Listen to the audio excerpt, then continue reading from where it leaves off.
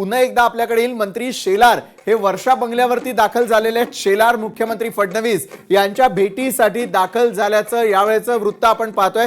खरं तर या घडामोडींना वेग येणं हे साहजिक होतं, कारण भाजपनं 99 जागांवरती आघाडी मिळवलेली आहे, शिवसेना 31 जागांवरती आघाडी मिळवलेली आहे। पुढचा वाद निश्चितच हा असेल की महापौर कोण आणि महापौर पद हे कोणाला द्यायचं, तो कॅन्डिडेट असू दे किंवा तो पक्ष कोणता, यावरती आपली नजर असेलच। मात्र छत्रपती संभाजीनगरमध्ये एमआयएमनं मुसंडी मारलेली आहे लागवी।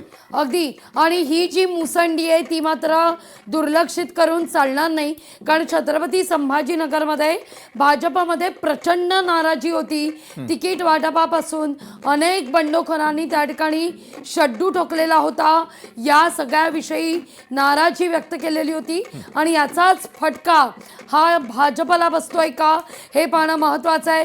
तर आशिष शेलार मुख्यमंत्री फडणवीसांच्या भेटीकरता वर्षा बंगल्यावर आता पोहोचलेले आहेत।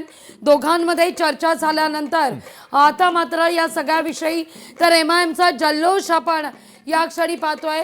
एमआयएमनं बहुतांश ठिकाणी मुसंडी मारल्यानंतर जल्लोषाला सुरुवात। बरोबर आहे, छत्रपती संभाजीनगरमध्ये जल्लोषाला अक्षरशः उधाण आल्याचं आपण पाहतोय। एमआयएमचे जे सर्व कार्यकर्ते आहेत, समर्थक आहेत, ते मोठ्या प्रमाणामध्ये त्या ठिकाणी जल्लोष साजरा करताना दिसतायत।